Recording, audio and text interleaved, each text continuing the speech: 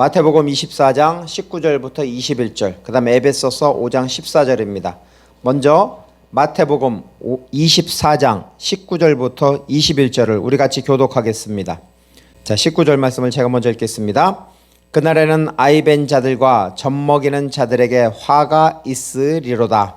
너희는 도망치 하는 일이 겨울에나 안식일에 되지 않도록 기도하라. 21절 같이 읽겠습니다. 이는 그때에 큰 환란이 있겠음이라. 창세로부터 지금까지 이런 환란이 없었고 후에도 없으리라. 자, 에베소서 5장 14절 말씀. 그러므로 이르시기를 잠자는 자여 깨어서 죽은 자들 가운데서 일어나라. 그리스도께서 너에게 비추이시리라 하셨느니라. 아멘. 여러분은 예배를 잘 드리고 있습니까? 네. 예배를 어떻게 드리고 있죠? 잘. 어떻게 해야 잘 드리는 거죠? 요한복음 4장 23절과 24절에는 이렇게 말씀하고 있습니다. 아버지께 참되게 예배하는 자들은 영과 진리로 예배할 때가 오나니 곧 이때라. 아버지께서는 자기에게 이렇게 예배하는 자들을 그렇지 찾으시느니라. 그래서 하나님은 영이시니 예배하는 자가 영과 진리로 예배할지니라. 아멘.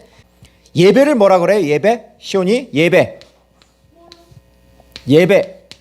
예배를 뭐라 그럽니까? 자, 예배를 뭐라 그래요? 영어로 다 worship이라고 하죠. worship. 네, worship이라고 그러죠. 자, 근데 이것을 헬라어로다가 예배, 하나님은 영이시니 예배하는 자가 영과 진리로 예배할지니라 그러잖아요. 예배. 그 예배할지라고 할 때 예배를 프로스키네오라고 해요.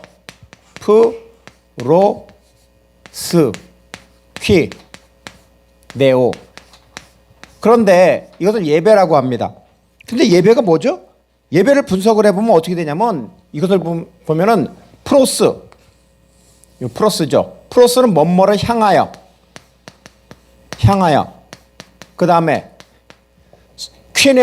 퀴네오라는 것은 입을 맞추다라는 뜻이에요. 자, 시온아, 무엇을 향하여 입을 맞출까? 하나님? 그렇지. 하나님을 향하여 입을 맞춘다. 그것을 경배한다라는 뜻이야. 그것을 퀴네오라 그래.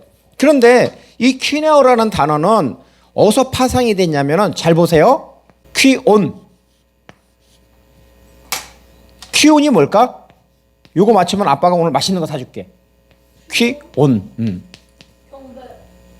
퀴온이 뭘까? 예배. 사모님은 퀴온이 뭔 뜻이에요? 경배. 퀴네오, 입을 맞추다. 이게 경배하다라는 뜻이 되겠지. 근데 퀴온이야.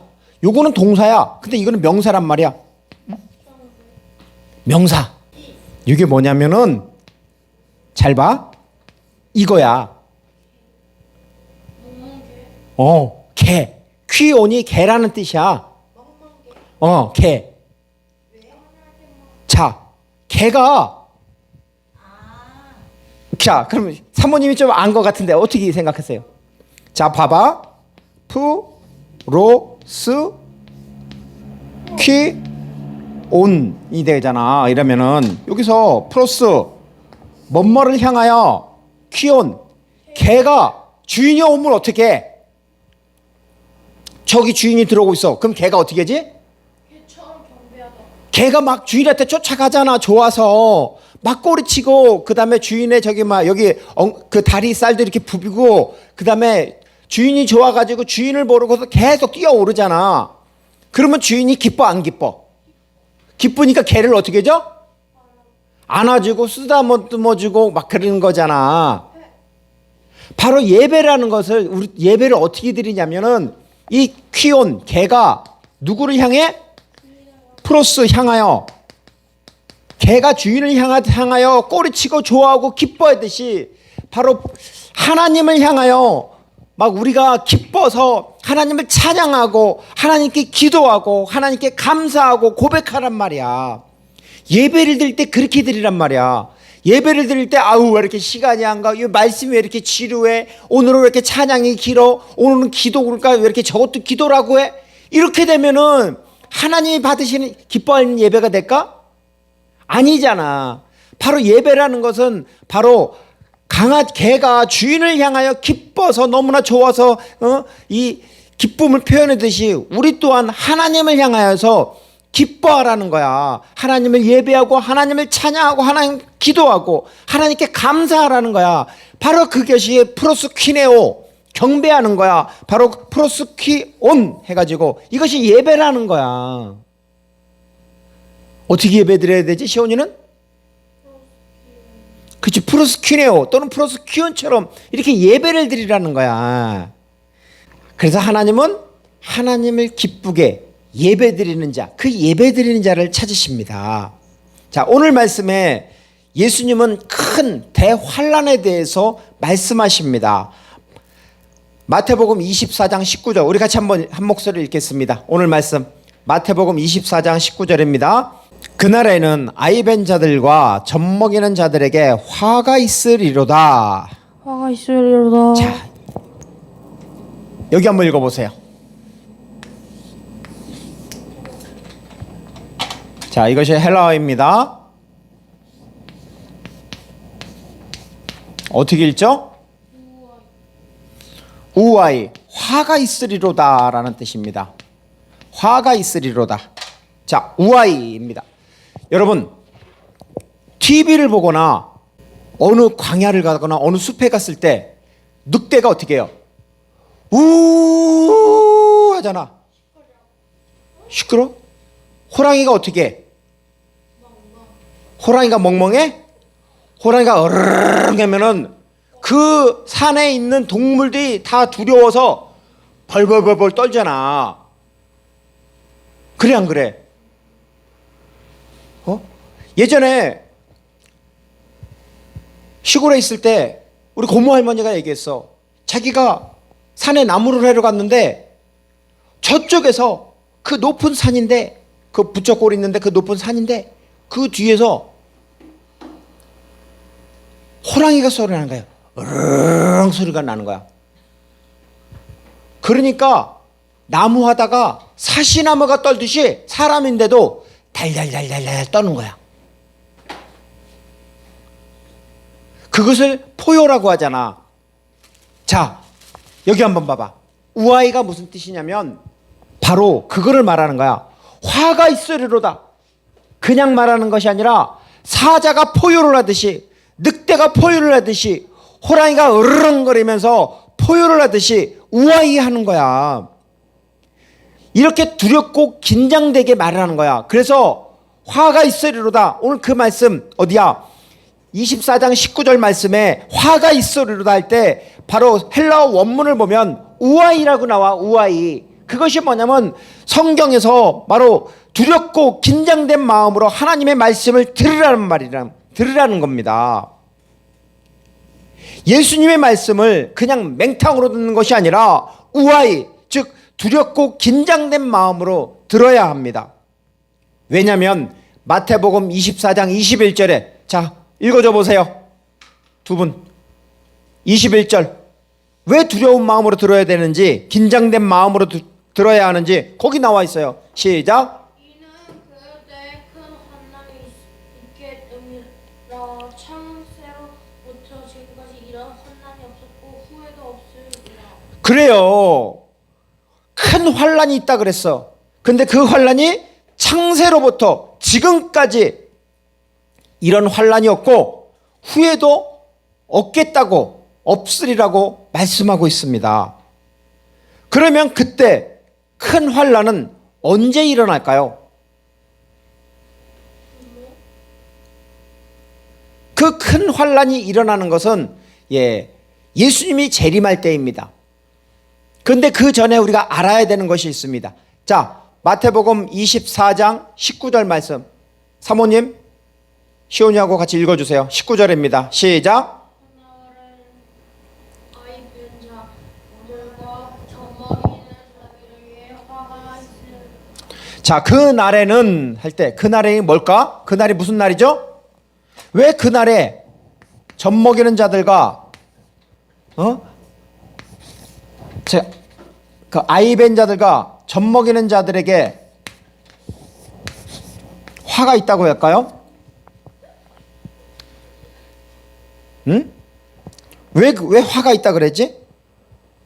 자, 여기서는 정관사 더, 그 다음에 헤메라이스는 데이야. 데이인데 단수가 아니라 복수야. 왜냐면 아이스 해가지고 이것이 복수기 때문에. 그 날이란 말이야. 그 날들에는 하루가 아니란 말이야. 아이 벤 자들과 아이를 뵀으면 축복 아닌가 그게? 시온이 엄마가 시온이를 뵀을 때 그 축복이야? 저주야? 우아이 화야? 아니잖아. 축복이잖아.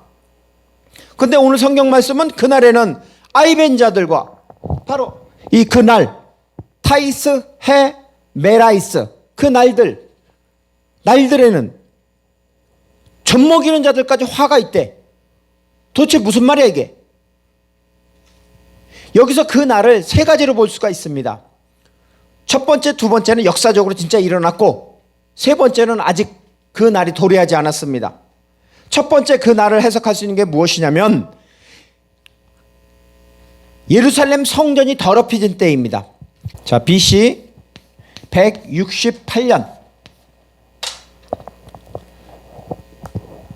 168년에 셀주크의 안티오코스 에피파네스 4세가 애국과 전쟁을 합니다. 그런데 그 전쟁에서 이겼으면 좋은데 패배를 합니다. 그러면서 돌아가는 길에 그 분풀이로 예루살렘을 정복하고 몹쓸 짓을 합니다.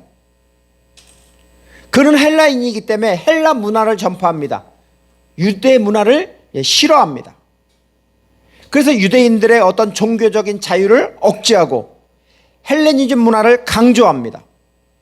그래서 어떻게 하냐면 하나님의 성전에다가, 거기는 성전에 제사를 하는 곳이잖아. 근데 그 성전에다가 그 성전에서 제우스에게 제사를 하는 거야.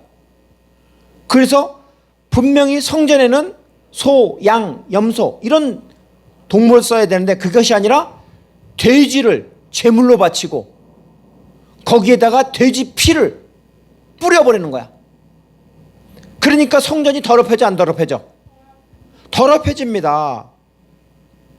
그리고 유대인들에게 그들의 신앙을 금지하고 제우스에게 제사를 하도록 강요를 시켰습니다. 이때 더럽혀진 성전이 무슨 성전? 사모님 무슨 성전일까요? 이때 더럽혀진 성전이 바로 수룹바벨 성전이야. 성전이 첫 번째 성전은 무슨 성전이야? 솔로몬 성전. 그 다음에 수룹바벨 성전. 예수님 당시에는 무슨 성전? 헤롯 성전이잖아. 이렇게 성전이 더럽혀져서 유대인들은 저항을 하게 되고 마카비 혁명을 일어났습니다. 이때 수많은 유대인들이 죽임을 당하였습니다. 바로 그것이 역사적으로 첫 번째 날입니다. BC 168년 8월 달에. 두 번째는 예루살렘이 파괴되었습니다. 유대인들은 로마 제국의 통치를 받고 있을 때 불만을 품고 혁명을 일으켰습니다. 즉 반란을 일으켰습니다. 그래서 AD 70년, 아까는 몇 년? BC, 168년. 그 다음에 AD 70년 로마의 티투스 장군이 이 반란을 진압하기 위해서 수개월 동안 예루살렘을 포위하였습니다. 그리고 마침내 예루살렘을 함락하였습니다. 예루살렘이 함락되는 과정에서 성전에서 불이 났어요. 성전에는 뭐가 많지? 하나님이 앞에 예배드리는 성물도 있고 벽이 전부 다 이렇게 금으로 도금이 되어 있단 말이야. 그러니까 그 금이 불에 녹어. 시온아, 불이 금에 녹으니까 어떻게 돼? 바로 바위 속으로 들어가는 거야. 그럼 나중에 성전이 불탔잖아. 그러면 사람들이 금을 찾을까 안 찾을까? 금이 어디 있어 근데? 성전에 그 돌 틈으로 다 금이 스며 들어간 거야. 녹아서 들어간 거야. 그러니까 어떻게 그 돌을 끄집어내가지고 그 밑에 있는 금을 다 캐는 거야. 이것에 대해서 예수님이 예언을 했어. 누가복음 21장 6절에 너희 보는 이것들이 날이 이르면 돌 하나도 돌 위에 남지 않고 다 무너뜨려 지리라라고 했어요. 성전에서 그래서 돌 하나도 돌 위에 남지 않고 바로 성전 그 헤롯 성전이 무너지게 되는 것입니다. 예루살렘이 파괴되는 과정에서 그러면 여자들은 도망갈까요? 못 갈까요? 도망가야 하지. 근데 도망가지 못하고 죽임을 당한 유대인들이 몇 명? 60만에서 100만이 된다고 합니다. 어마어마한 숫자입니다. 이렇게 두 번의 날들이 지나갔습니다. 첫 번째 날은 예루살렘 성전이 더럽혀진 것, 안티오코스 에피파네스에 의해서. 그리고 두 번째는 티투스 장군에 의해서 예루살렘이 함락된 것. 바로 그 날이 두 번 지나갔습니다. 그리고 세 번째 날, 그날은 바로 예수님이 재림하는 날, 심판의 날입니다. 마태복음 25장 31절부터 33절에는 이렇게 말씀하고 있습니다. 잘 들어보세요. 인자가 자기의 영광으로 모든 천사와 함께 올 때 자기 영광의 보좌에 앉으리니 모든 민족을 그 앞에 모으고 각각 구분하기를 목자가 양과 염소를 구분하는 것 같이 하여 양은 그 오른편에 염소는 왼편에 두리라. 예수님이 이 땅에 오시는 건 왜 오시죠? 예수님이 초림하셨어요. 2000년 전에. 그리고 예수님이 또 재림하실 것이야. 왜 예수님이 이 땅에 오시죠? 예수님이 재림하는 것, 그것은 뭐냐면 구속사를 완성하기 위해서입니다. 또한 심판하기 위해서입니다. 선과 악에 대해서, 불의에 대해서 심판을 하십니다. 그리고 또한 각 사람이 행한 그 행위대로 보상을 하시기 때문입니다. 이제 예수님의 재림의 날, 심판의 날에 대한 그 본문을 한번 보겠습니다. 오늘 말씀의 키워드는 네 가지입니다. 몇 가지라고? 네 가지. 자, 오늘 말씀 마태복음 24장 19절 말씀 같이 한번 읽겠습니다. 다시 한번 읽겠습니다. 시작. 그날에 나이 밴들 자들과 젖 먹이는 자들이 화가 있으리로다. 그날에는 아이벤 자들과 젖 먹이는 자들에게 화가 있으리로다. 아까 화를 뭐라 그랬어요? 늑대가 우, 호랑이가 우르르 하잖아. 그렇지. 우아이. 우아이 어디서 써놨어? 자, 우아이. 화가 있으리로다. 그냥 이렇게 얘기하는 것이 아니라 막 포효를 하듯이 으르렁거듯이 화가 있을 것이다. 이렇게 얘기하는 거야. 그냥 얘기하는 게 아니라. 자, 그러면 그날에, 그 심판 날에 왜 화가 있다고 이야기할까요? 더군다나 보면은 그날에 아이벤 자들과 할 때 아이벤 자들이 화가 있대. 누가 아이를 베지? 우아이. 네. 화가, 그런즉 화가 있으리라. 엔 가스트리 에쿠사이스. 이게 뭐냐면은 우아이. 아까 무슨 뜻이지? 우아이가 시원하? 화가 있다 그랬어. 그리고 엔 뭐뭐 안에 어떤 안에 가스트리가 야 시원아 이게 뭐지? 자궁을 뭐라 그래? 가스트리를 자궁이라고 하잖아. 자궁이 뭐야? 아기를 낳는, 아기가 자라는 곳, 아기 낳는 집이잖아. 자궁이. 그지? 자, 그 다음에 에쿠사이스 해가지고 이건 뭐냐면은, 에쿠사이스는 뭐냐면, 가지다. 그날에 화가 있는데, 자궁 안에 가지고 있는 자들은 화가 있대. 자궁 안에 뭘 가져? 악의를 가지고 있는 거 아니야. 그지? 자궁 안에 가지고 있는 자들은 화가 있대. 이해가 돼? 이해가 안 되지. 근데 여기서 보면은 이게 분사형이기 때문에 자궁에서 지금 막 애가 나오기 일보 직전이야. 애가 나오기 일보 직전이면은 도망을 갈 수 있어 없어? 도망을 못 가잖아. 바로 로마의 티투스 장군이 예루살렘을 파괴할 때 바로 그런 여자들, 지금 당장 애를 낳지 못한, 애를 막 낳으려고 하는 여자들은 바로 도망을 못 갑니다. 이러한 여인들이 화를 당하는 것입니다. 그러면 이 말씀을 오늘 이 시점에서 어떻게 이것을 이해해야 될까요? 물론 두 가지 역사적인 사건도 있지만 이것을 비유로 풀 수가 있습니다. 자궁에 아기를 가졌다라는 것은 무슨 뜻이냐면 그 마음에 욕심으로 꽉 찼다라는 것입니다. 돈의 욕심, 권력의 욕심, 명예의 욕심, 그런 욕망을 말하는 것입니다. 요한일서 2장 16절에는 이렇게 말씀하고 있습니다.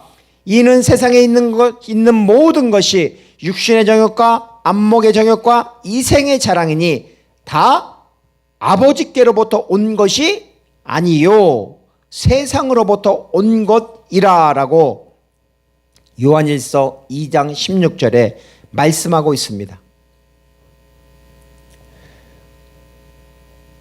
성경을 보면 소금 기둥이 된 사람이 있어. 누가 있지? 누가 소금 기둥이 됐죠?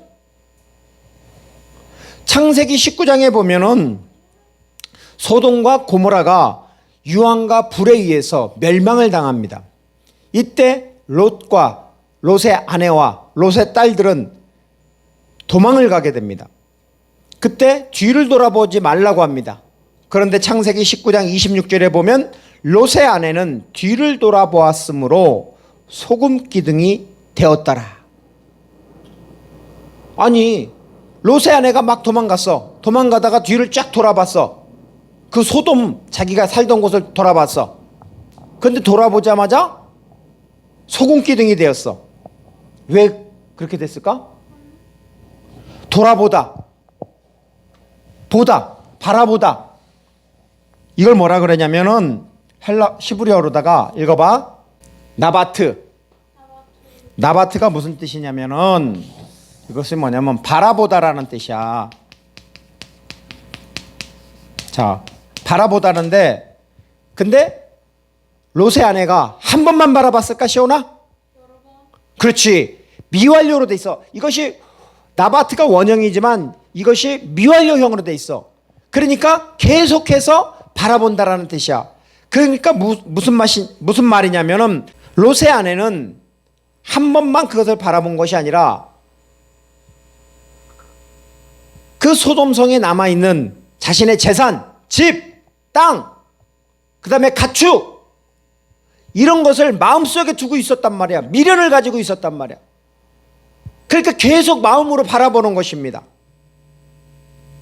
즉 세상 것에 대한 욕심, 악의를 가진 것 같이 마음속에 깊이 가졌다라는 것입니다. 그래서 소금 기둥이 됐다라는 것입니다. 누가복음 9장 62절에는 이렇게 말씀하고 있습니다. 예수께서 이르시되 손에 쟁기를 잡고 뒤를 돌아보는 자는 하나님의 나라에 합당하지 아니하니라 하시니라 라고 말씀하고 있습니다. 우리는 이 땅에 거룩한 순례자입니다. 이 시대에 우리의 마음에 무엇이 가득해야 할까요? 그렇지. 우리 마음에는 세상의 것들, 돈, 권력, 명예 이런 것으로 가득해서는 안 됩니다. 우리는 이 시대를 살아가는 우리는 바로 성령님으로 충만해야 됩니다. 또한 말씀으로 가득해야 됩니다. 우리는 주님을 바라보고 주님의 나라를 바라보는 하나님의 나라를 바라보는 믿음으로 가득해야 합니다. 두 번째 키워드는 젖먹이는 자들에게입니다. 젖먹이는 자들. 첫 번째 키워드는 아이벤자들이었습니다. 자, 마태복음 24장 19절 같이 한번 읽겠습니다. 시작. 그날에는 아이벤자들과 젖먹이는 자들에게 화가 있으리로다. 아까는 아이벤자들, 그 자궁에 가지고 있는 자들이라고 했습니다. 두 번째 키워드는 젖먹이는 자들이라고 했습니다. 자, 젖먹인다. 젖먹이는 자들 할 때 이거는 헬라어입니다. 델라조. 델라조가 뭐냐면 젖을 먹이다. 젖을 먹이다라는 뜻입니다. 그런데 여기서 델라조에서 델라주 사이스 해가지고 분사예요. 분사형. 젖을 먹이는 이라고 이렇게 되어 있는 것입니다. 젖을 먹이는 자들에게 화가 있다라는 것입니다. AD 70년 예루살렘 파괴 때 사랑하는 아기에게 젖을 주는 자들, 그 사랑하는 아이들에게 젖을 주는 자들은 아이를 놓고 도망갈 수 있어요, 없어요? 도망을 갈 수가 없어요. 그래서 수많은 여자들이 죽임을 당하였습니다. 자, 사람과 동물이 젖을 주는 방법이 똑같을까요? 다를까요?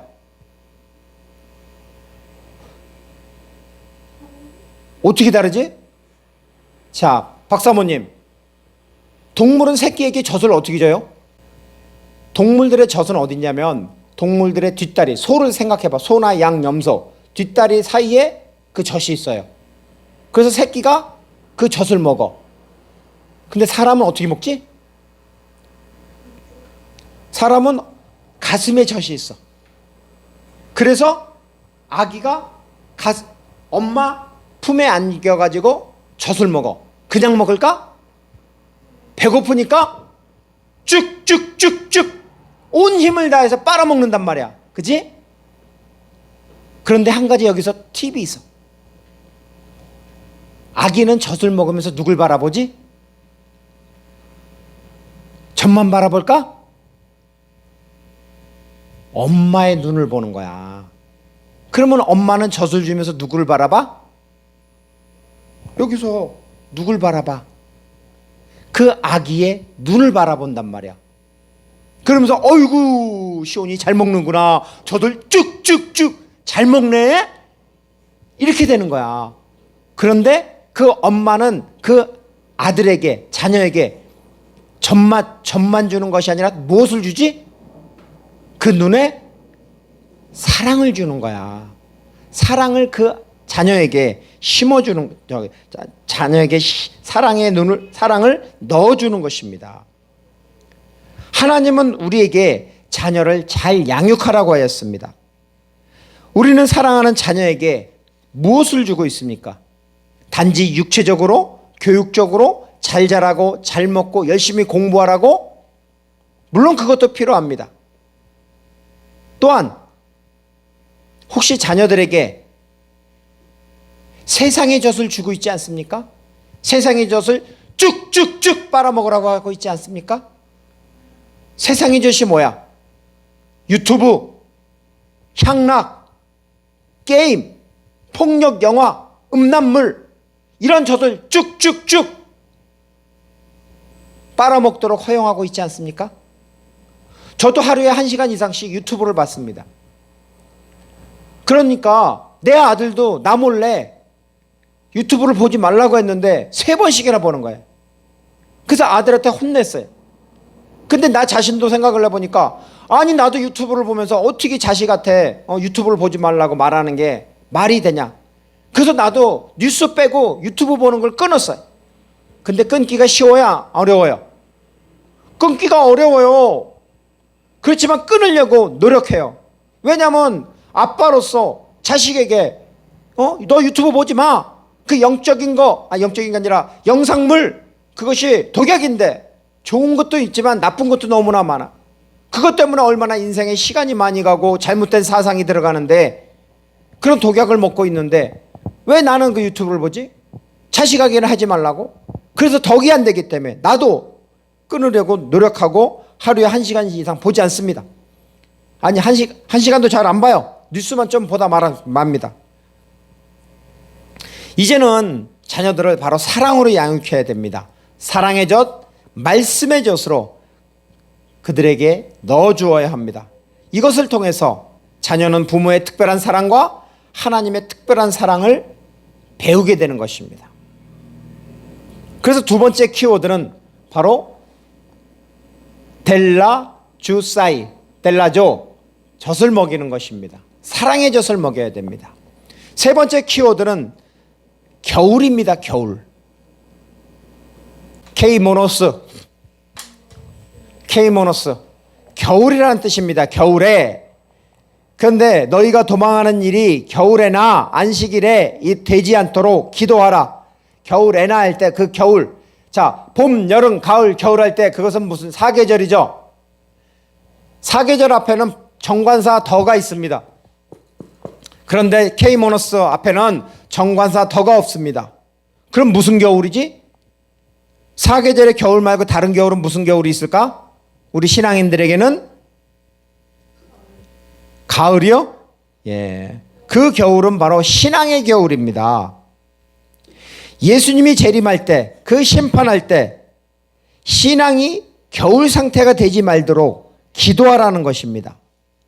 신앙의 불이 꺼져가고 있을 때 주님이 오지 않도록 기도하라는 것입니다.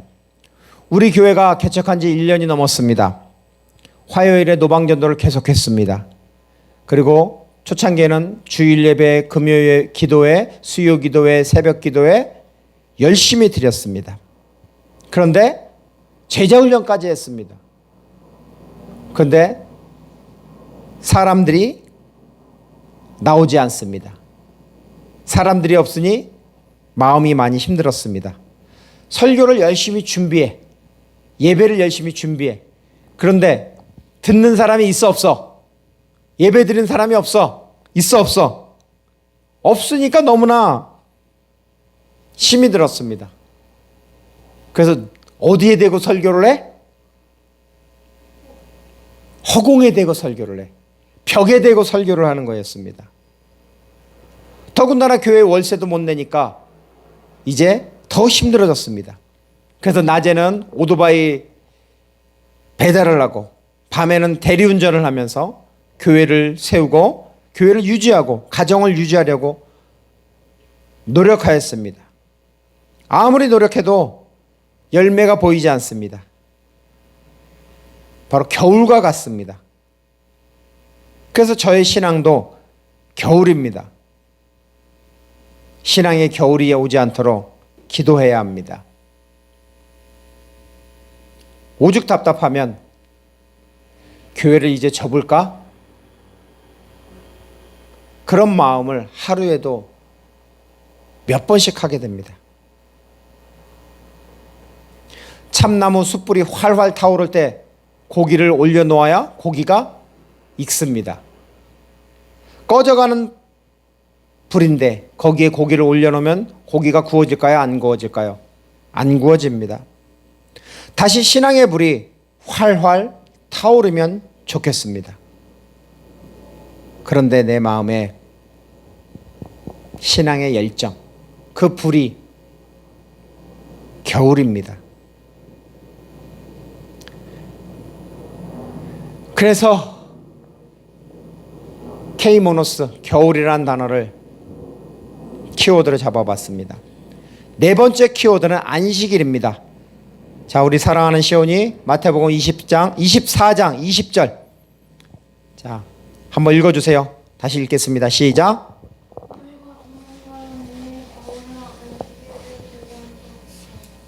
네, 너희가 도망하는 일이 겨울이나 안식일이 되지 않도록 기도하라고 합니다. 안식일 읽어보세요. 자, 시온 읽으세요. 사바토. 이거 뭐냐면 안식입니다. 안식일. 왜 도망하는 일이 안식일이 되지 않도록 기도하라고 할까요? 유대인들은 탈무드 들어봤죠? 시온이 탈무드 또는 장로유전, 사람의 전통을 중요시 여겼습니다. 얼마나 중요시 여겼냐면 하나님 말씀보다 이것을 더 중요시 여겼습니다. 그래서 탈무드 내용을 보면 안식일에는 일하지 말라고 합니다. 유대인들은 안식일 날 그 엘리베이터 버튼을 누를 수 있을까요? 없을까요? 못 눌러요. 일을 하는 거기 때문에. 그러면 여기 전등이 고장났어. 이거 갈아야 돼. 안식일 날 갈을 수 있어 없어? 못 갈아요. 일을 하는 거기 때문에. 유대인들은 하루에 안식일 날에 1.8km 이상을 걸어 갈 수가 없습니다. 자, 그런데 전쟁이 일어났어. 총칼 들고 싸워야 돼. 근데 총칼 들고 싸우는 것도 일이야. 그럼 어떻게 해야 되지? 1.8km 이상 도망갈 수가 없는데. BC 168년 안티오쿠스 에피파네스가 예루살렘을 포위하고 전쟁할 때 이 안식일법을 알았어. 유대인들이 안식일 날 일을 하지 못하는 것 때문에 100만 명이나 되는 유대인들이 싸우지도 못하고 도망도 못 가고 죽임을 당했어. 그래서 너희가 도망하는 일이 안식일이 되지 않도록 기도하라고 합니다. 구약에 안식일이 있으면 신약에는 무슨 일이 있지? 주일이 있잖아. 하나님을 예배하며 하나님께 기도하고 하나님께 경배하고 하나님을 찬양하는 기쁜 날입니다. 그런데 그날, 그 날이 바로 예수님의 재림, 심판이 임해서는 안 됩니다. 따라서 주님의 재림이 안식일에, 즉 주일에 되지 않도록 기도하라는 것입니다. 말씀을 마무리하겠습니다. 오늘은 사순절 세 번째 주일입니다. 예수님은 예루살렘을 향해서 십자가의 길을 걸으셨습니다. 예수님은 감람산에서 사랑하는 제자들에게 가장 큰 환난에 대해서 말씀하셨습니다. 오늘 말씀 마태복음 24장 21절에 이는 그때 큰 환난이 있겠음이라. 창세로부터 지금까지 이런 환난이 없었고 후에도 없으리라. 화가 있으리로다. 시온이 아까 그걸 뭐라 그랬어요? 화가 있으리로다. 동물들이 크게 으르렁거리면서 이야기하듯이 우아이 으르렁 하면서 우 이렇게 뜻이 화가 있으리로다. 우아이 하잖아.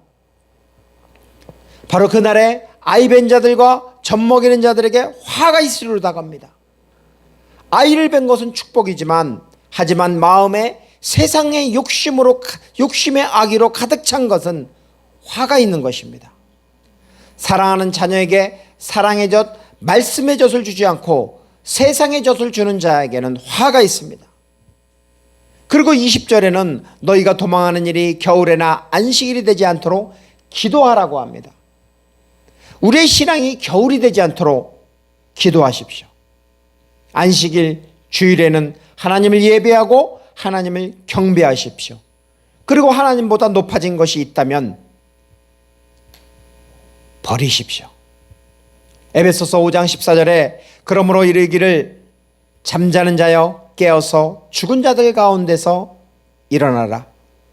그리스도께서 너에게 비추이시리라 하셨느니라. 더 이상 세상에 취해 영적인 잠을 잘 것이 아니라 깨어 일어나십시오. 예수 그리스도께서 복음의 빛, 생명의 빛을 비추이십니다. 아멘.